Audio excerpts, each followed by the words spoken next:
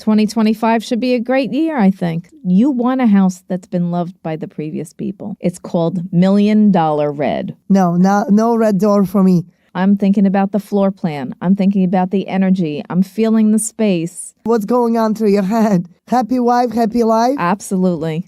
Certain elevators don't have number 13. You just feel anxiety. I mean, That house was going through divorce. That property was on the market for like 3 years. Yes. She's looking at houses like an FBI agent. Right before the holidays, we really picked the time to talk about the conclusion of 2024 market. And I am super excited to welcome ILEEN into my show. We just came back from Tony Robbins together as well.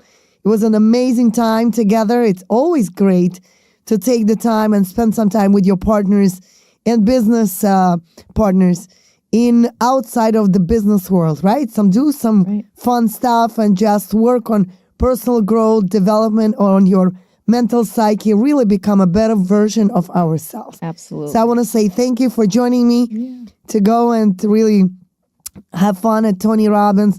We met some really significant, amazing people.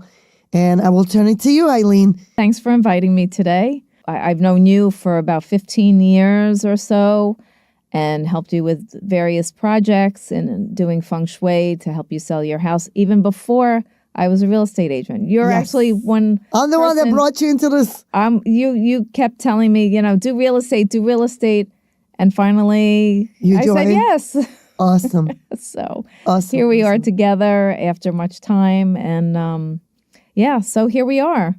And we're looking at the tail end of 2024. It's certainly been an interesting year all around in real estate and energetically. Right now, we're at the last quarter of the year. So a lot of things are winding down. It's really a transitional period because we just came out of Mercury retrograde. And so we had a bit of just a little delay where everyone was staying where they are. Now everyone is doing their holiday shopping, running around. And it's really a time now to set your goals like everyone does every year, but especially right now in this time, this last quarter of this 2024 year. Because 2024 is an 8-year, which should be expansion, but it was kind of a little delayed. 2025 is really going to be a 9-year. Things are going to come to completion. And we're talking about numerologically, using the day, the month, and the year. And things are going to get ready now for a full transition. So 2025 is really reaching the pinnacle of the numerological year. And then that will begin, 2026 will be a 1 year where you begin something new and you're just thinking about what you want to do to build your business, to build your life, your family. What are your goals? So this whole year of 2025 is about setting your intention and setting your goals and just figuring out what you want to be inspired by. Numerology, astrology, and anything to do with Feng Shui, it's something that's part of my DNA. It comes to me very interestingly, organically close. How do we see the market completed on Long Island in 2024? Right. So according to One Key MLS, like this morning, our snapshot of the year, closed sales were down 6.2%. Wow. For the year. So that means that 6% less transactions? Than last year. Wow. 9.5% less homes for sale available this year.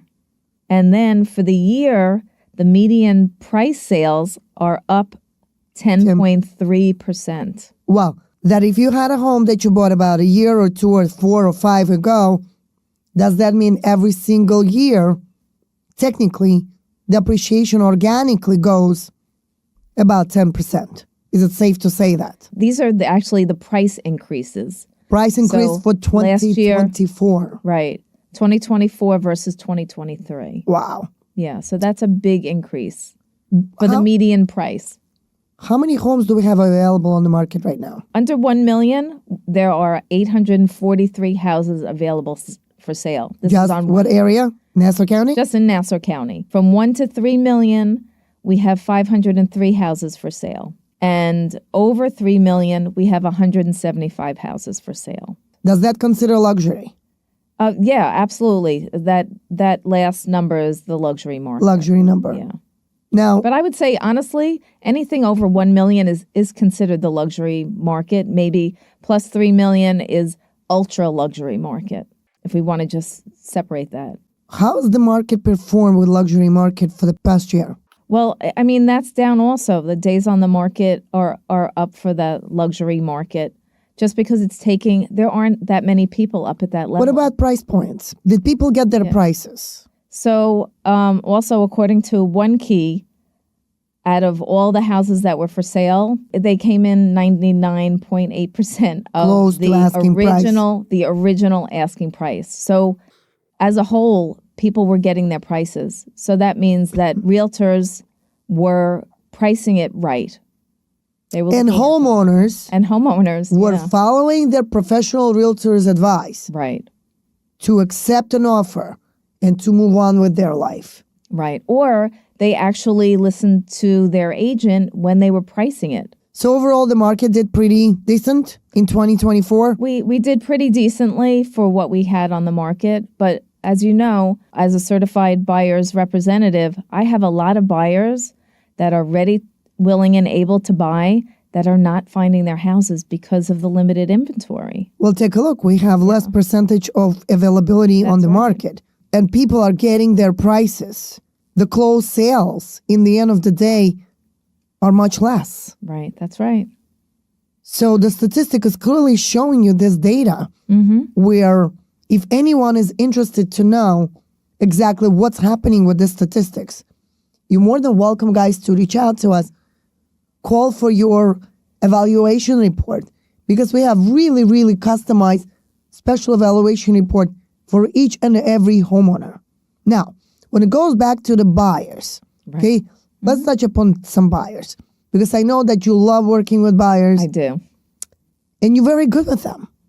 It's something that I naturally do not possess. Maybe I don't have the patience. I don't know. But I am more focused on sellers. And when we do have really great homes available for sale, we do a lot of open houses and we get all these buyers from open houses. And you really dive deep into helping them find the right home if they did not buy our property. What do you feel is happening in the buyer's market as we're speaking right now? There is still a lot of buyers, like you said, but showing them properties. Do you feel like with such high interest rates that are over 6%, people are still committing to buying in today's market?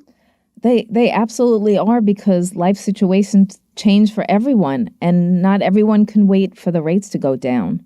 And some people have decided to sell their properties, sell their houses, and, sit by the sideline and rent for a while. That's one situation.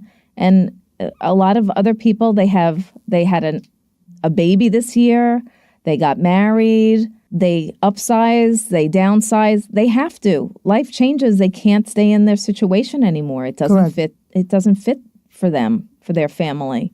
So they have to buy something. So they're looking all the time. And as when we get to the middle of January, there should be more things on the market. But if you're considering, to put your house on the market, I would do it sooner rather than later because right now there's not a lot on the market. As you get into spring, there's more and more competition. Absolutely. So if you can get your house together and start working on that, that would be my suggestion. It's a good time. Yeah, now's the good time. With the next president coming into the picture, how do you feel it's going to impact the real estate market in general? I think that's what's put out there and what people were hoping was going to happen. And it was originally a forecast for 2024. The rates should start coming down because I think people are having a hard time. They're looking at the price of gas. They're looking at the price of food. They're looking at, the price of going out to restaurants. And since COVID, it's kind of tripled. It's really out of control. And people aren't making So the next president will Yeah. have to fix that problem? I think that's in his market, in his corner. he's going to inherit that. He's going to have to do something. We will have to see that big change. Yes, I hope so. Do you predict that 2025 will be a better market for consumer confidence? I really think that people are looking for help. People really want things to get better. Correct. So the more people want things to get better, they will create that. I really feel energetically that that's what people are going to create. People want a better life. Change. They want change. And when kind of the collective wants that, I feel like we can really shift that as a people, as a nation. How do you personally, well, you and I together, we are on the same page on that. How do we control and manage what's happening outside of our control and in the world as a whole? Anything that comes our way, right? Maybe this is how we're going to touch just a little bit right now upon the Feng Shui area and the energy alignment. Things that we can control, right, and there are things that we cannot control. So there is humanly possible certain things that we could put our energy, our mind, our soul, and all intentions with a goodwill into the area that will be very productive, right? And make a change, make the improvement. Like if someone wants to make a change, I just shared with you information about a client who keeps complaining about her personal space, who wants to make a change because her heart and soul is just screaming for a change. They need to put the attention, right? To go in that direction so the change could be accomplished. Right. So let's touch upon that a little bit. How do we as brokers, given the fact that we're dealing with higher interest rates, low inventory, sellers don't want to sell and move. Right. There is a big change with the election that happened this year that really put a lot of people in their mindset in a position where they didn't want to make a move. They just wanted to stand by. And they kept saying, I want to remain in my house until the election is over. Let's share how did we manage that psychological shift in movement, something that you and I could not control. Right. We have a lot of patience with our people. Correct. I mean, it's really important to be the calm when your client is the storm. You can only control you. Correct. You can't control, in a negotiation, you can't control the other side. So you have to be stable. You have to, do your meditation, do your own inner work in order to be stable for somebody else. How we manage with Feng Shui, just to bring that in, when we're working with the seller, let's say, we start with the Feng Shui. We come in and we manage the whole setup of the marketing and what needs to be done in the house from the very beginning with Feng Shui. I come in and I do the space clearing, and we get rid of all of the negative energy from the previous owner, and we set up a neutralized space. We also look at what the curb appeal is. I mean, we look at the whole house in general. Is the house filled with furniture? Is it filled with memories? Is there old furniture? What are the pictures saying about the space? Does it need a paint job? I mean, all those things. We pick special colors. We pick colors for the door. We pick colors for whatever needs to get done. And we really look at the whole house and the whole property as one package. And then also we do staging for the house to make sure that we present the best marketing for the pictures and that first level when you come into the space. We were just talking about, when people come in as a couple, one is the two F's. One is the financial person and one is the feeling person. So when you come into that space, we need to manage both of those things. We do that with all those things, having Feng Shui as part of the marketing. Do you advise people to do anything with the curb appeal or front entrance? Always. And the pictures is the first part of the marketing. I mean, that was really important. We really stuck to our guns in the last house that we did in Roslyn Harbor about just taking down the window treatments. Think about how dated the house looked with those window treatments. That was a huge thing. It was so easy, but we got some pushback from that. What would be one piece of advice you could give a seller today to maybe activate their ability to have a quick sale? one big thing, I know that a lot of people give me pushback for this, but a red door. It's called $1 Million Red. That's the color that I always recommend for your front door. And look, you're not going to be living in the space for that much longer. Just do it. Let it go. Yeah, because that red frequency, the vibration of red, the color red, is really going to draw in. It draws your eye. Your eye sees red different than any other color. That's going to open up more people to come to your space. More offers. More offers. More buyers. More buyers, yeah. More offers, more buyers, more money in the pocket. Exactly. Unfortunately, I live in a gated community and I have no control over what color my door so they is. don't allow you. No. So but if you have your own house, if you have a single family house, paint your door red. My mom loves red. And I tell her, the minute you wear red, you're not coming with me. Because red color gives me anxiety. Yeah. Like I just can't handle red. It just irritates my soul. For whatever the reason. Yeah, you're not the only one. How did we see market transition and what happened during COVID that we started to take a shift in a direction where even you had to take a step up? I took a step up from Queens to Long Island. I directed you to step up and go to Florida. Right. COVID really propelled people to move outside their vertical living from New York City. They were transitioning to Long Island. People just needed to get out. They needed more space. All of a sudden, their whole family was home at the same time. They were going from New York City. They were coming to Long Island. They were going out to the Hamptons, and they were going to Florida. I mean, people needed to get away from where they were. They weren't going to work. They were trying to work at home.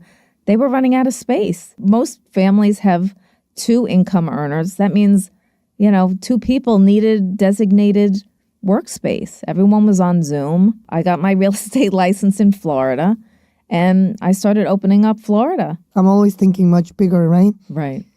So I had a vision to build a bridge. We built a bridge from Queens to Long Island, from Long Island to Florida. So we're going to dive deeper into Manhattan market. So technically everywhere our clients go to, we follow the trends and we build relationships with those brokers. Right. So we could easily work with them and just interconnect. Yeah, absolutely. So last year I actually did a referral to Texas and closed something in Texas. I had another agent come see a property in North Carolina. So, and also, in California. So we're doing that right now. It's just a matter of, we have great people on the ground in all different states. How do you see Florida's market in comparison to New York's market for the past year? Well, Florida's market really saw an increase because of all the COVID years.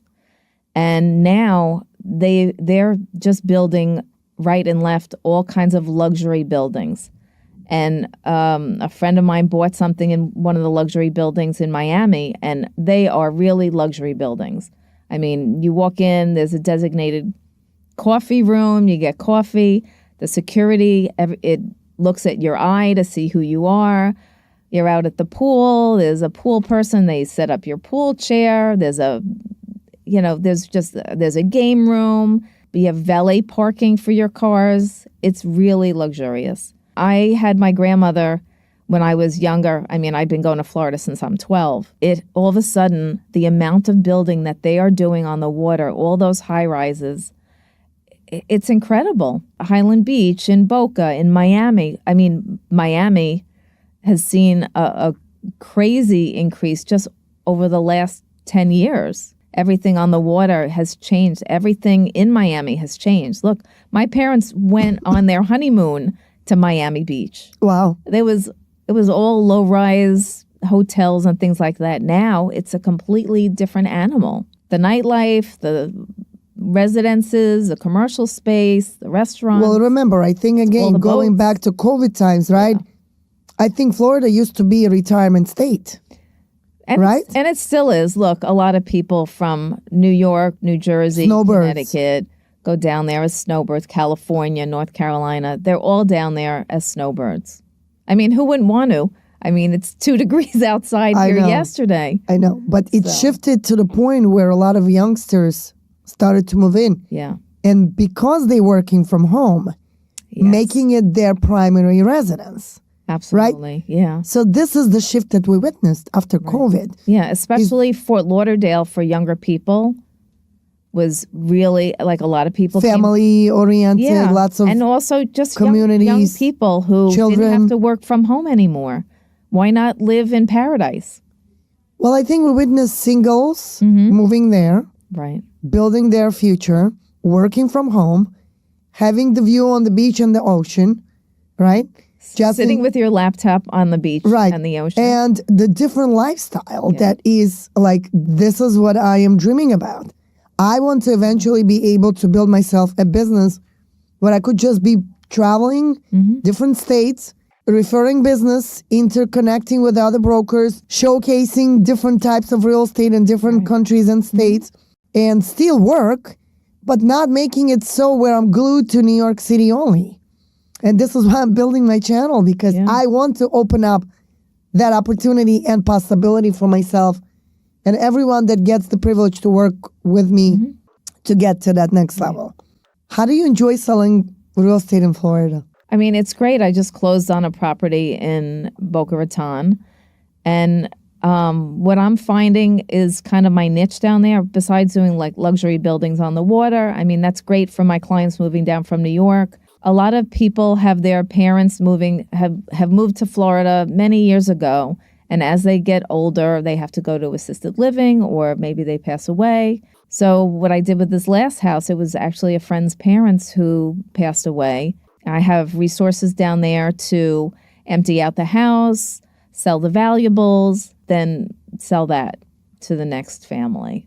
I mean, you have an available listing right now? I do have an available listing right now, and also that's an inheritance as well. That one is in Boynton Beach.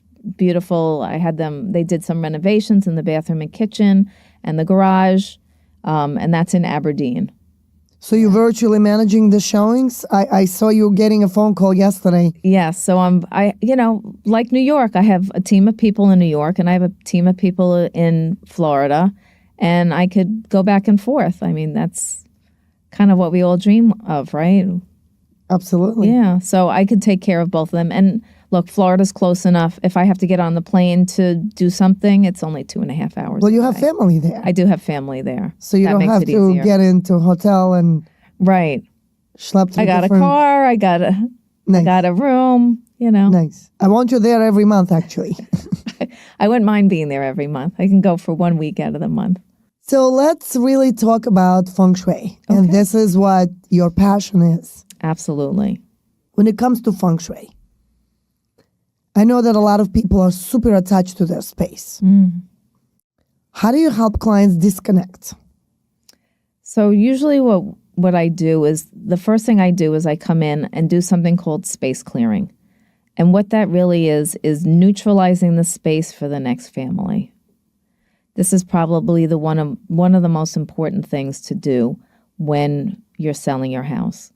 And usually as I go through the house and speak to the people and interview them, the current homeowner, I can get a picture and a feeling of how attached they are to the house. That's part one. The second is I'm really doing the Feng Shui at that point for them to sell their house for the highest price in the shortest amount of time. So I know what I need to do when I come in. Then I leave them, the homeowner, with a list of things that they need to do in order to help this along. And usually, if they're still attached to the house, they'll give me pushback on, well, they don't like the color red for their door, or they can't move their bed in a certain place, or they don't want to get rid of furniture and things like that. What about pictures? And pictures, well, you definitely want to depersonalize the space. That's important.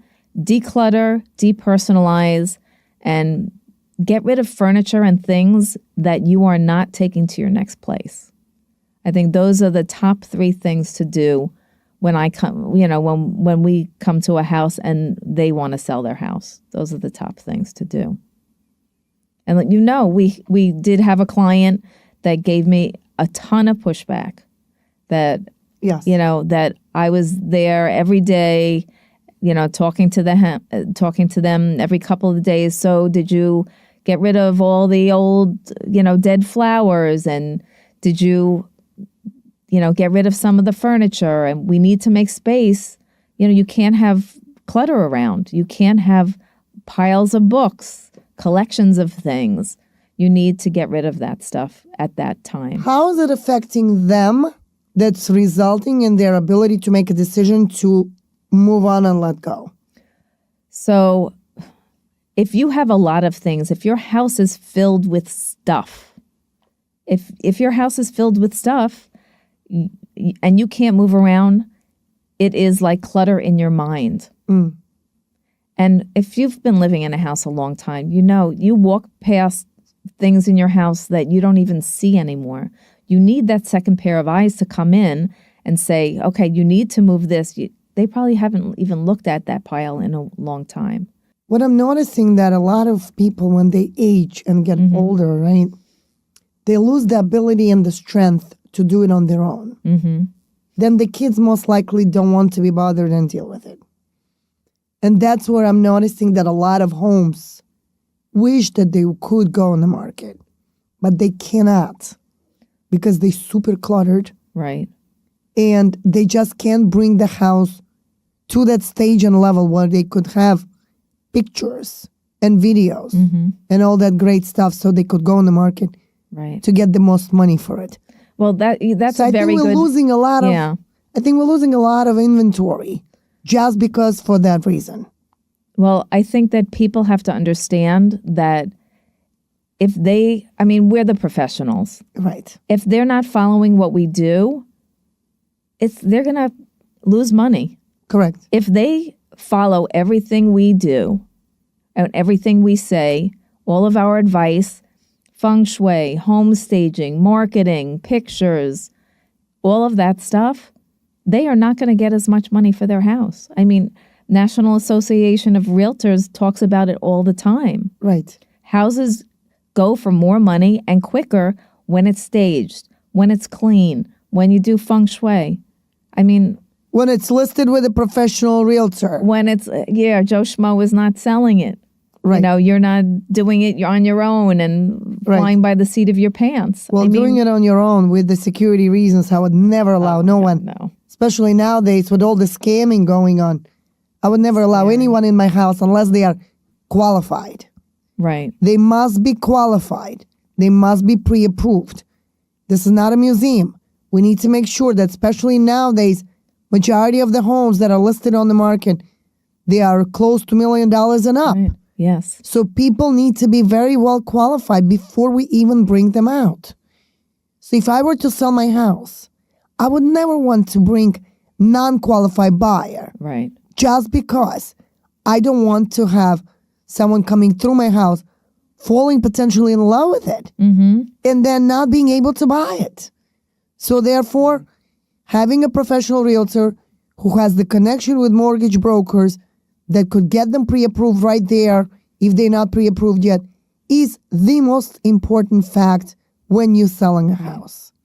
Now, ILEEN, do you offer any tips for anyone who is in a position potentially looking to either buy or sell real estate?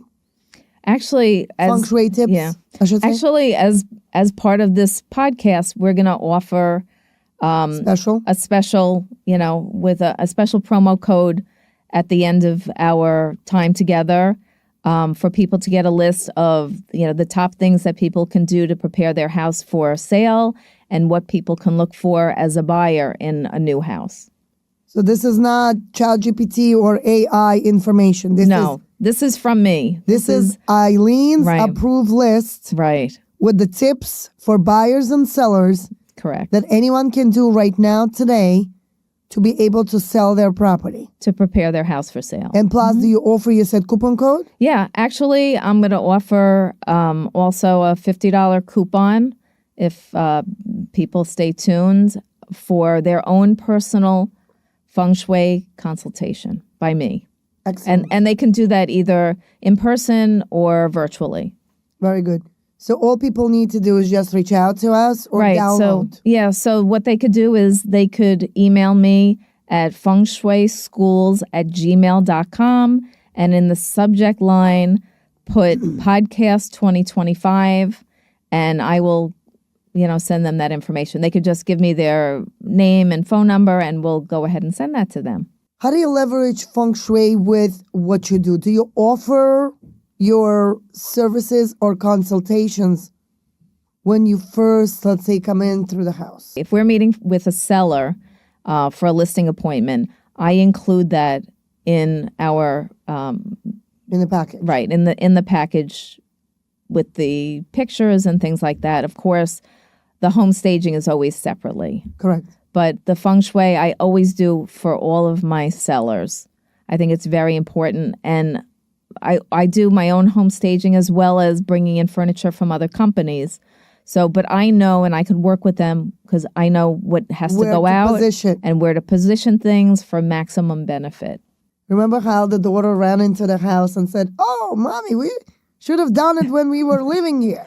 Yeah. So, I mean, they had 3 kids, and after we staged it, we took out a lot of furniture and changed things around, and they were still coming back to the house on weekends and things like that. And when the kid walked in, they were surprised at the way the furniture was, and they just hopped up on the furniture, and it looked different. Yeah. Looked fresh. Right. Looked modern, and looked welcoming for the buyers. Right.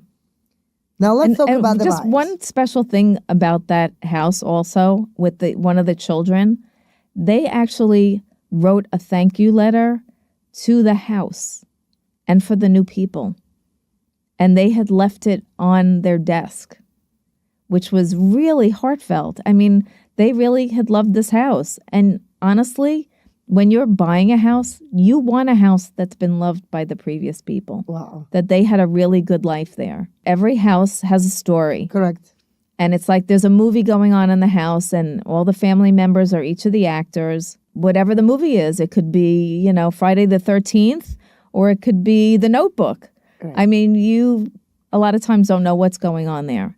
So that's important to find out, or have someone like me. I can come in and see visible and invisible parts of the house. So you, as the buyer into this new space, you're coming in and now you're the actors in the space. That whole story is already coming in and you're just jumping into the story. Now you brought me back to the times when I was looking for a bigger house. Right. Again, during COVID, when my kids were getting married. And at that time, we gave it some thought. We were giving it some thought. Yes. That we wanted to move to Long Island and live as one big family. And we were looking for a bigger home. I remember. Then we went out. Yeah. And we looked at the house. And I will never forget that house. Because I did fall in love with that house. But when you walked in and when you walked out, you said no. And you were like, okay, let's begin. Where are you standing? Sometimes you can't just tell people no.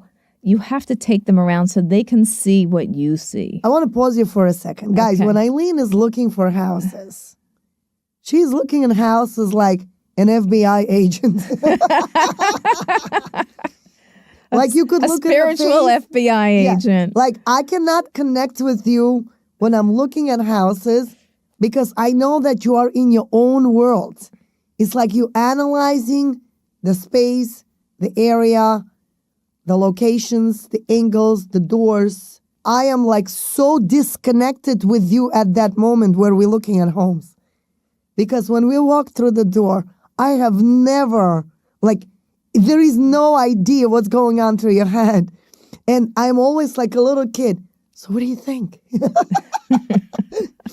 And then you come back to me and you're giving me like a breakdown. Yes. Yes to this and no to that. Right. And the backyard is facing the highway. And the front door is... I've been doing Feng Shui for 25 years. I have to look at the house on multiple levels. I'm thinking about the floor plan. I'm thinking about the energy. I'm feeling the space. I'm looking at where you are on the street.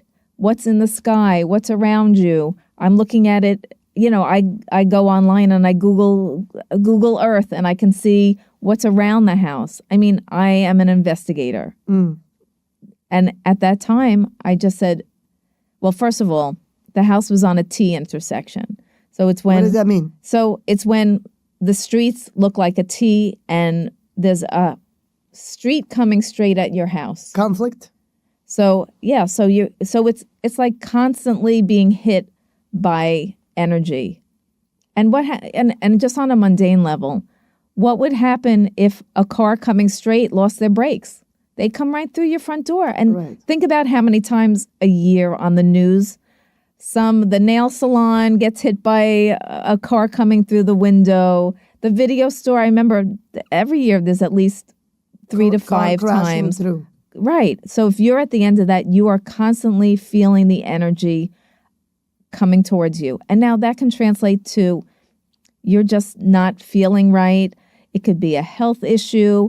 It could be that you just feel anxiety. I mean, that house was going through divorce.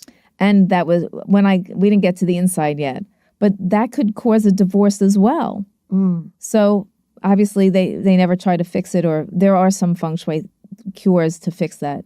But certain groups will not even look at a house that's at the end of a T intersection, because they know what that means. So when we came in the house, I remember it felt like a big split in the house, the way they had the stairway coming down, I remember. And so I knew that you were coming with your family. Right. And so that was another issue. You didn't want to split or have any kind of friction with the rest of your family, if your kids came to live there as well. There was something about one of the bedrooms that felt very uneasy to me. I remember. And it's not something that people can come in and see or feel unless they're trained. And I was just feeling like something had happened there. It was not a good situation. And I knew, like, between all those things, and I just kind of add up. Sometimes there are things, okay, you can bypass them. We can figure out a cure. But when there's like 3 big blaring red flags, I knew that wasn't the house for you. Thank you for that. Yes. Thank you. So we're still looking now. Yes, we're still looking. We can go back to that feeling that people get, buyers coming into your space at the door. I mean, one thing is yes or no. One thing is curb appeal, and you can change the landscaping and things like that. But it's that first feeling of the 10 seconds that you are in that front door that people already know if it's a yes or a no. Because on some level, everybody has intuition. Everyone has that inner feeling of what is comfortable for them. And then, women always have that sixth sense. So, and usually it's up to them to decide if that's the house first before we get into the financial stuff. Have you ever sold a house if a woman said no and a man said yes?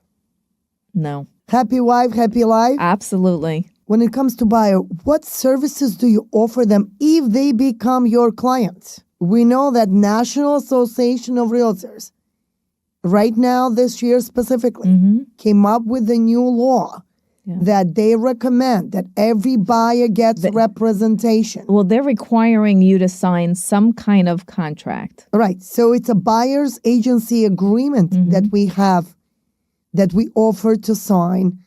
And then with that buyer's agency agreement, what services do you include on top that other agents might not offer?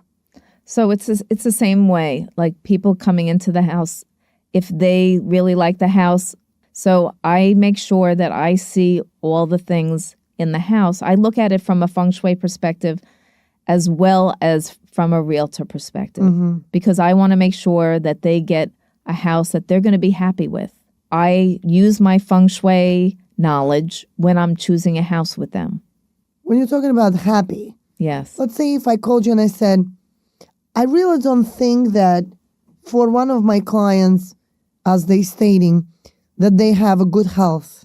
Do you think this is controllable by the address, location, the actual land, where the property came from originally, right? Because we all exchanging, like you said, the movie from one to another, right? But do you think as a broker, you're able to see that and feng shui master to help your clients to say, you know what? You need to get out from this. And if you go to this, it's a much better choice. Do you have that ability? Yeah. So usually with how I work with buyers is we go see Properties. whatever properties are on the market, and we may come up with 2 houses that fit their requirements and their checklists. Do you preview before you take them? A lot of times I can preview. Like I did. To save time. Yeah. So last week, I have a client that I've been taking around now for 8 months. And so I don't always call them and show them everything.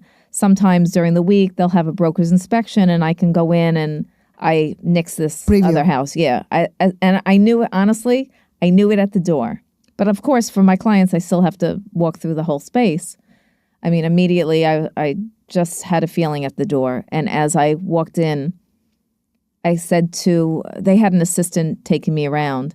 And I said, are the people who are living here renting? Like, it wasn't the people who were selling the house. And he's acknowledged, yes, they're renting. And I just walked through and I didn't even see the whole thing because it was so circuitous. It was the feeling in the house. It was old. It just did not feel right.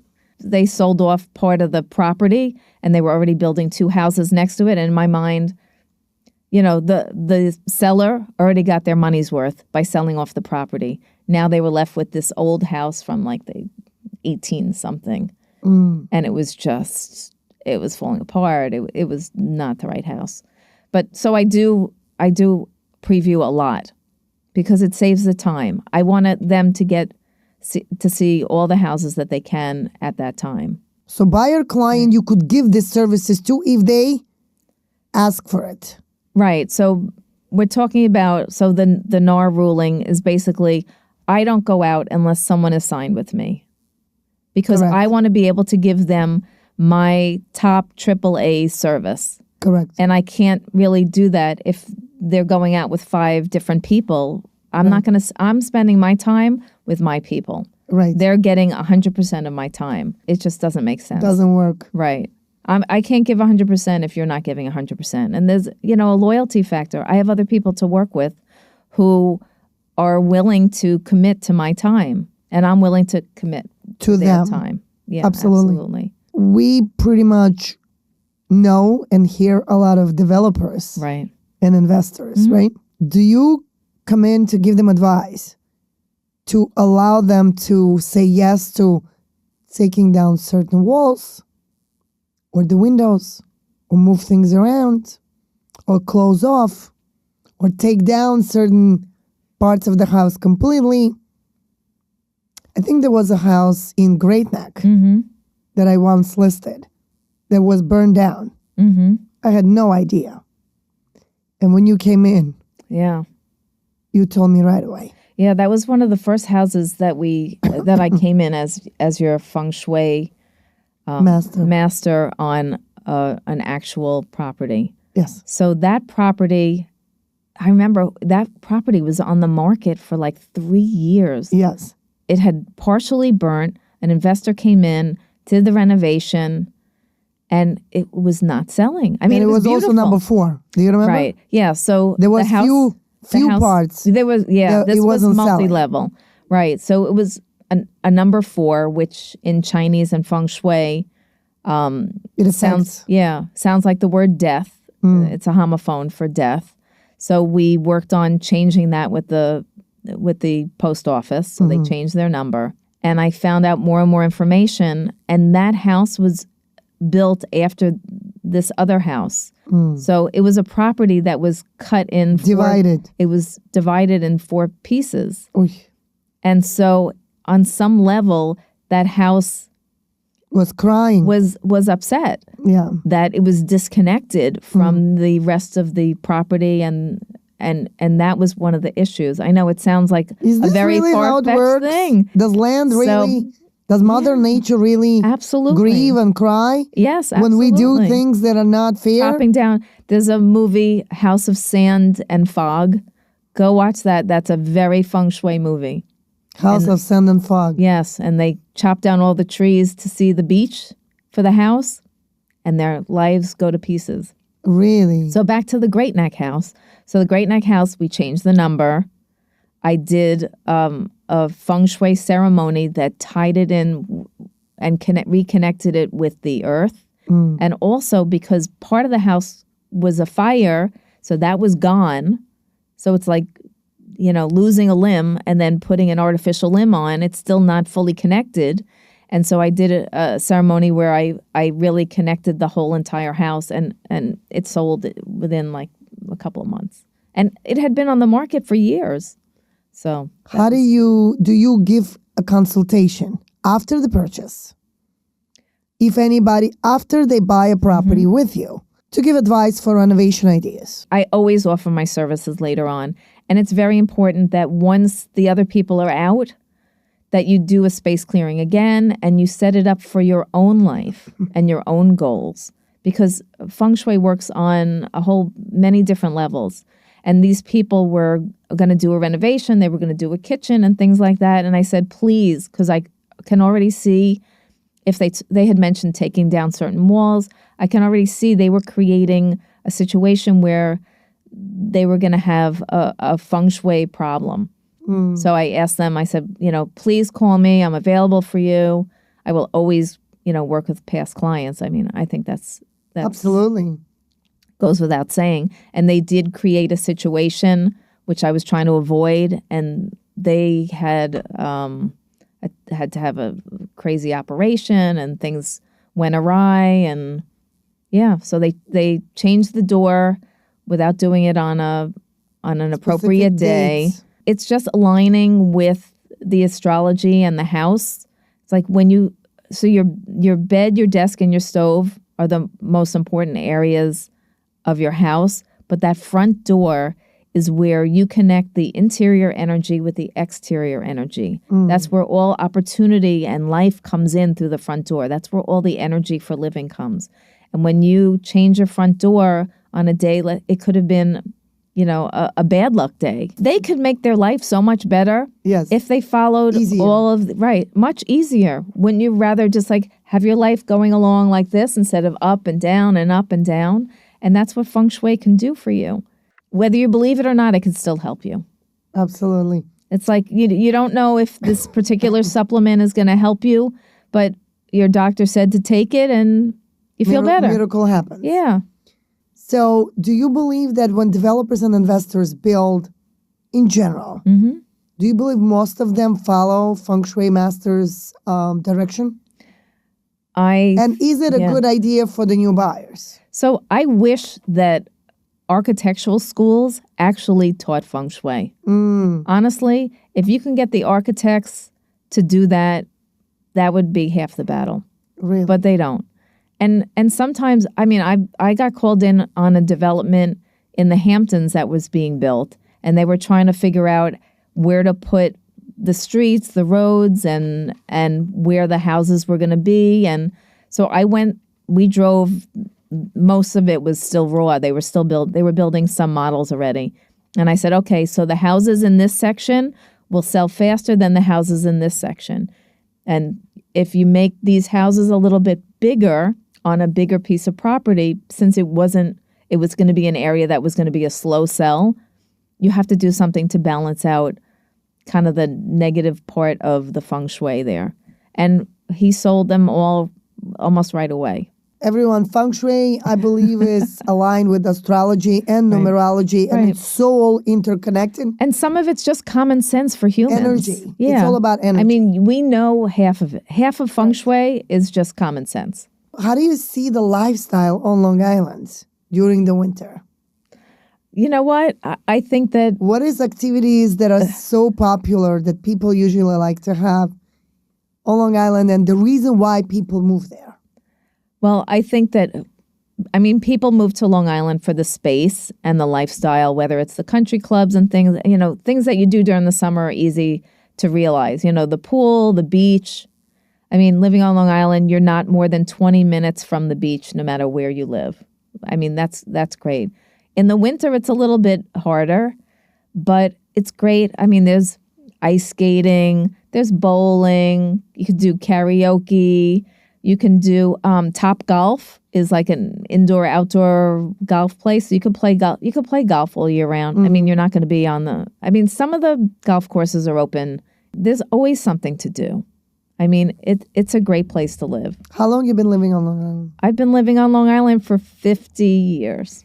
Wow. Yeah. I did live in the city for a while, but I lived on Long Island for 50 years now. Would you ever move?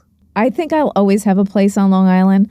I honestly would like to be a snowbird somewhere warm. I love California, so I wouldn't mind doing a stint in California. 'Cause this way I can horseback ride all year round. I mean, that would be great. But I love Long Island. It has so much to offer. I mean, where I live now, and I'm close enough to New York City. I can go out to dinner with friends in the city, see a show. How close? Go to the Hamptons. I'm What do like you take, 35 railroad? minutes. Yeah, I take the railroad. And now with the opening of the Long Island Railroad going to Grand Central, if I'm going to be on the east side, I get off at Grand Central. If I'm going to be downtown, I go to Penn Station. It's very close to the city. I Yeah. mean, relatively. I'm an hour and 15 minutes from West Hampton. So let's just go through this map. So Long Island, let's Right. say we're somewhere in the center, Okay. right? How easy it is to commute to different areas, and where would you be easily able to go? Like Queens? Yeah, so if you think of Long Island is kind of a big fish or a whale, and the tail is out at the forks, the North Fork and the South Fork. I mean, in the Roslyn area, which is where I grew up, you're about 35 minutes to the city, 15 minutes or less to Queens. Like if you want to go to a concert or something like that at, USB Arena, you could do that. You can go to the city, the Hamptons, North Fork or South Fork, shopping in Riverhead. If you're in the center, there's the Long Island Expressway. There's this Northern State Parkway on the North Shore that goes from Queens to the end of the island almost. And then on the South Shore, you have the Southern State Parkway also that takes you out, and then you connect with Montauk Highway and that. So it's very easy to get around. At this time of the year with Christmas and Hanukkah and the New Year's, I mean, I would stay away from all the malls because that's crazy as you experience. Packed. But during the regular time, I mean, there's lots to do. There's some place to go. You're close to the city, Hamptons, the airports. Everything. It's really easy. Life is easy. That's why people live here. My clients, a lot of my clients from Queens, they like to move to Long Island. When I refer them to you, what are the most wants and needs that people have? Property. People want land. People want land. They want to have a pool. They want a garden. They want an outdoor living space, which they don't have when they're coming from Queens. We've closed a lot of transactions together for some of my past clients. Yeah. And some of them are right now in a position that they bought their homes, a few years ago? Yeah. Talk about the appreciation of their homes. I mean, we have one client who is now they bought a house for 1.1. I think that their house is now they could probably get 1.4, 1.5 for their house in just a couple of years. And now they're going to be looking for a house at 2.5. Excellent. So they're really moving up, and they're probably moving into Roslyn. Why do you think people do those upgrades within a short period of time? Well, this particular client had another child, but people move for those reasons. Their family is expanding, growing. Their kids are moving out, and they still want to stay in the area. I mean, we have that other client together. He lived in Searingtown for a long time, and he wants to downsize now. But he still wants to keep his cleaners and where he does supermarket shopping, and he wants to get to Whole Foods and Trader Joe's. And so he still wants a corner house? And he wants an end unit. End unit. Yes. Listen, our hands are always full. Yes. It's like a never-ending process. We work really a lot of hours. Yeah. We do a lot of different things. And we love what we do. I think that's so important to find someone has the patience for you, who loves what they do. Correct. And who's going to spend the time and listen to you and help you. That's right. Do Absolutely. it with love. We get super excited Yeah.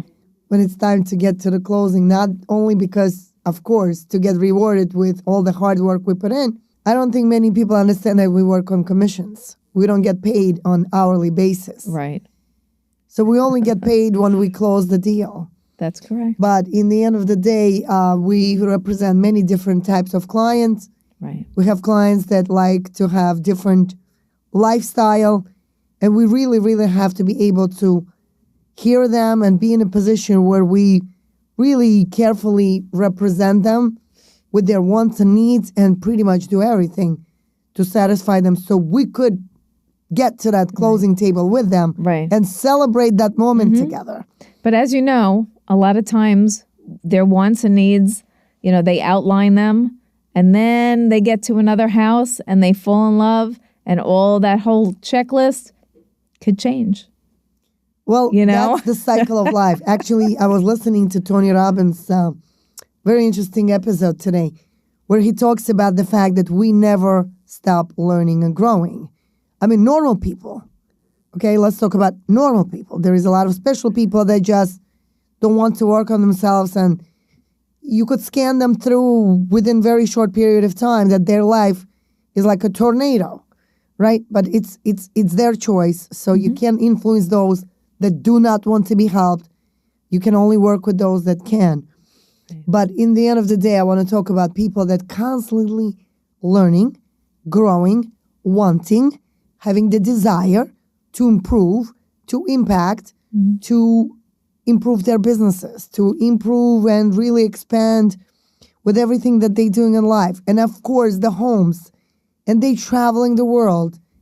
And they constantly just on that rise of life spiral that constantly is just enjoying life, right? That's called improving your life and enjoying life. Yeah. And that's when you come in to also play a huge role in their life so you could help them easily navigate that. And this is what Feng Shui is all about. That people need to understand that Feng Shui is just not some kind of myth. Right. It's something that people really need to understand. That one time I wanted to put a shed in the back of my house. And I remember David called you and he said, hey, I just want to fill it up with all the... And I just ordered a shed. Is it okay? I know. And you said, absolutely not. And he asked you and I asked you why. Right. He said, that's a wealth corner. So I want people to understand that how many areas or on the chart, let's educate them on this. So a little bit about Feng Shui. A little bit, yes. Feng Shui is actually a branch of Chinese medicine. That's the first thing. And Feng Shui means wind and water.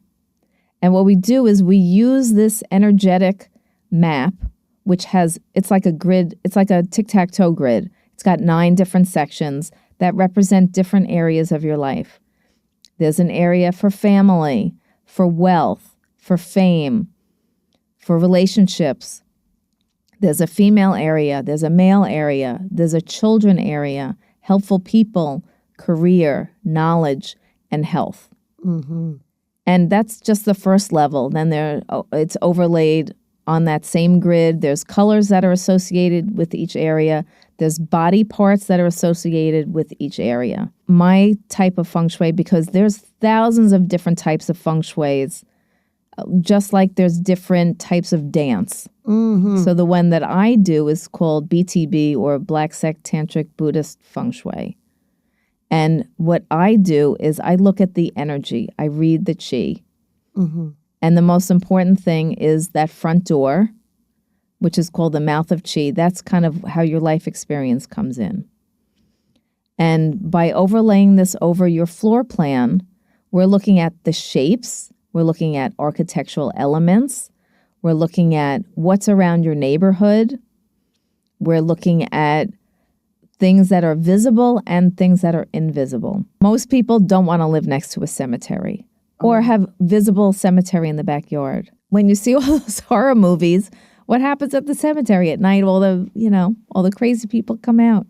But I mean, most of it is common sense. But we look at all of those influences where the streets, because the streets of now were like the flow of water around you. Now we have streets that have the energy coming through the neighborhood. And so I look at all of those things, and that's how, all those things affect you. So as I come in as a professional, I can see with my Feng Shui eyes all the different influences that your experience is going to be living in that house. That's a lot. Yeah. Definitely need an expert by your side. To Yeah, be able and to, it's not something that you can learn from. Remember, we ran into that person. You can't read a book and know Feng Shui. no. You can actually mess it up, I think. You could mess it up so big time. Wow. I mean, when the first book that I read on Feng Shui was by a woman named Sarah Rossback, who was in a training program with my teacher, Grandmaster Lin Yun from Taiwan. When I found that book, there was one book in English on Feng Shui. Now, if you looked at all the books that are on Amazon.com on Feng Shui, there's probably 10,000 books on Feng Shui at this point. There's so it's a lot becoming of more books. popular. More popular. And you know, there are ups and downs of that, but it's always around. And honestly, some people have done terrible things to their house thinking they knew What they were Feng doing. Shui from the book. It's Now like you can't learn the tango from a book. From the book. You learn the steps, but are you going to know everything? No, you're just going to kind of put one foot in front of the other. Certain elevators don't have number 13. Right, because in the Western way of thinking, 13 is a bad luck number. Really? Just like you could be in China and there's no fourth floor. I never even noticed. Yeah, Is there in number China. 4 in elevators? Yes, and in elevators here, yes. But a lot of places for a Do long not have time and 13. hotels did not have the number 13. And look, Friday the 13th just went by last month and people are nervous. I would probably never buy an apartment on 13th floor. Would you live on you wouldn't live on And the 13th would never floor. buy an apartment on 4th floor. Mm-hmm. Just wouldn't. I would never Right. buy a house with number 4. My intuition, without knowing, right? I don't know Right. these things. But how many times did I approach you and said to you, Eileen, I have a feeling that XYZ maybe could be this problem. And you would walk in and you would say, you were right. Mm-hmm.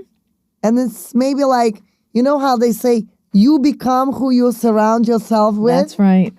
And eventually you just kind of like get that sense of knowing and understanding that, okay, this is not good. This is not good. Like I would never clutter anything. Right. around. And you've been with me for 15 years telling Right. you, all the things, do every and don't. question you had, so you know. Do and don't. Yeah, you've learned a lot, you pay attention. Yes, I pay attention. And you do everything I tell you. Yes. Except for the red door. Red door is... I wasn't able to get you to paint the red door. No red door for me. But I have to Next honestly house. tell you, my dream house has to have a double door. Not only a double door, it has to be a metal, very heavy door. I don't know where it came from. Don't ask me, but that's my dream. So one day, if I will invite you to something I discovered with a double door, don't be surprised. Okay. Well, on that note, are you excited about 2025 market that's coming in? I'm very excited about the transition of energy. I mean, I'm always excited this time of the year. I think having new energy after being and experiencing a whole year, you want the new things to come. You're looking at your goals and your dreams, and you want to get closer to them. 2025 should be a great year, I think. Well, on that note, let's wish all our listeners that are following us for quite some time right now, wish them a very, very happy, prosperous, and amazing new year. I am super grateful and honored to have the opportunity to represent a lot of amazing clients, and really those that I have the privilege of helping them navigate and really transition into the next chapter of their life. Real estate is not an easy chapter on anyone's book. And as you go through, it has to be very well taken care of. So I want you guys to always think, understand, and really envision that you need to have a good advocate on your side. You need to have someone who's going to walk you through the process, guide you through the process, support you through the process. Not only to be your realtor, but also be someone that we spoke about with Eileen, someone who can really have you talk to and share your emotions and feelings, and someone who's going to guide you and really show you the way to the brighter future. Thank you guys so much for watching. I am so grateful for all the amazing opportunities that I have the privilege of delivering to you, not only from Main Street while I'm running around showing you guys houses and apartment buildings, but also from this room. This is my wonderful and favorite podcast room that I have the privilege of being here for a couple of years now and really enjoying every episode that I have the privilege of interviewing my amazing guests and really enjoying my journey, because that's what I want to do. So, ILEEN, on that note, would you like to wish our listeners anything? Yeah, actually, just want to wish you a very happy and healthy new year for you and your family for 2025 and beyond. And if we can help you in any way, please reach out to us at any time. We'd love to help you. Thank you guys for watching. Stay tuned for more exciting episodes coming in next year in 2025. I can't believe I'm saying 2025. Crazy. And thanks a lot for everything that you guys following, subscribing, and sharing. Thanks a lot again, and I love you all. Cheers. Happy New Year. Happy New Year.